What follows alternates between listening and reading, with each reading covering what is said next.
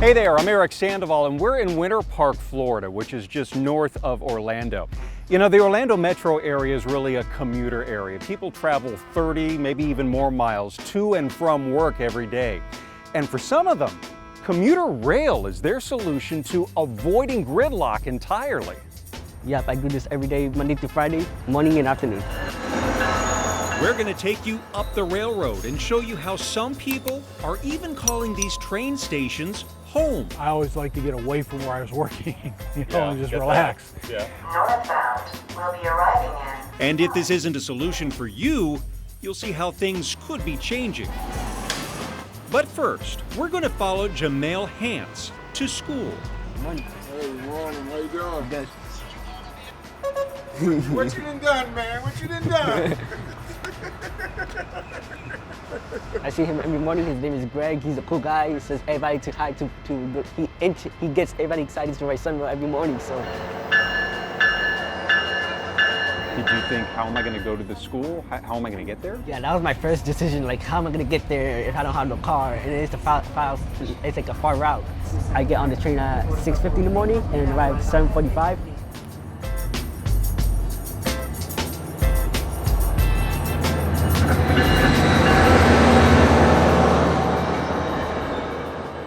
So it sounds like SunRail is really a solution for you. Yeah, it sounds like SunRail is a really solution for me because like the prices are really good and you don't have to drive a far commute to where you're going to your destination.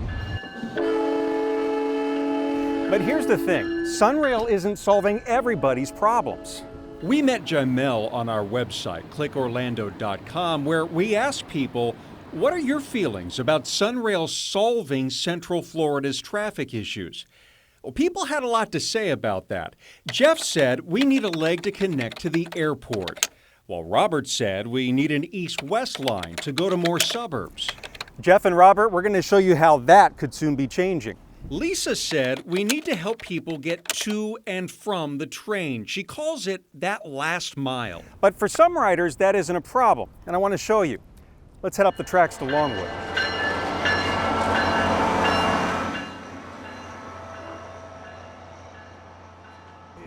For me, if I lived here and I was working down, I'd probably live here and work and go downtown. I don't know if I'd want to stay downtown. Tom Kruger is Longwood's Director of Economic Development. And now we're starting to see pockets of change.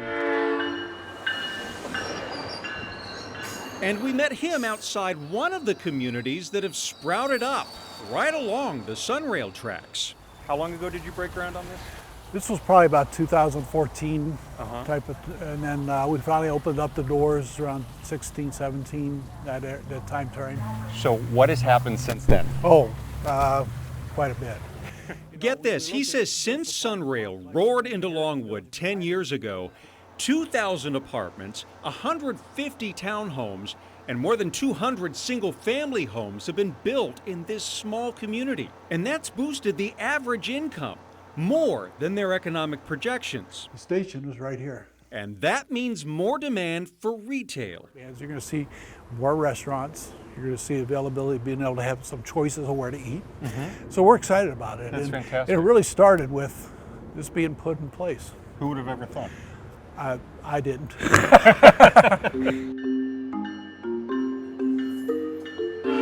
Little communities are popping up along the tracks. Right, transit-oriented development Is that what they call it? booming. Yes, transit-oriented development is booming along the SunRail corridor. In downtown Orlando, we're seeing a lot of excitement about a new project that's coming called The Edge. It's right at the Church Street station. It'll be 32 stories of office space, residential, and a hotel. It's right there at the station, so that's going to be really exciting. In DeBary, a recent project has been announced called Main Street. That's going to be on 19.5 acres right next to the station, and it's also going to be a huge complex with about 800 residential units, including apartments and townhouses.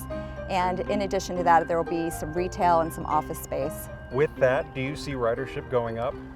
Ridership is definitely going up. Yeah. We definitely see ridership going up. Our numbers have still not gotten back to where they were pre-COVID, but we definitely have some very strong growth and evolution in our ridership over the past couple of years.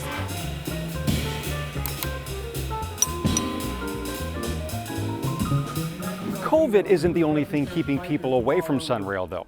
Remember we talked about expansion earlier? Well, right behind me, community leaders are about to break ground on a new northern expansion to this railway. And this new station will bring even more economic opportunities to downtown DeLand All right, ready? and the surrounding communities. 2, 1. Woo! And there are plans to expand east and west over the next few years to Orlando International Airport and possibly to join with another rail system to take people all the way to Tampa. They call that the Sunshine Corridor. This is the Winter Park Station.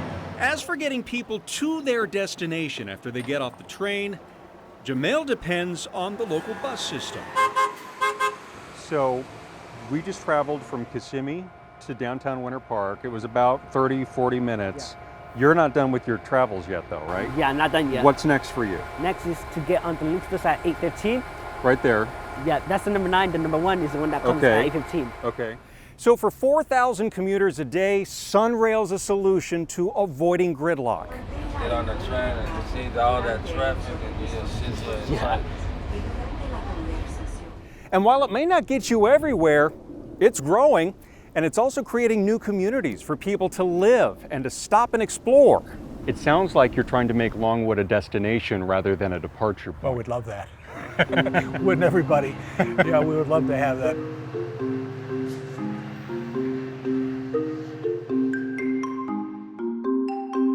We'd like to hear what you think about the topic. Leave us a comment below.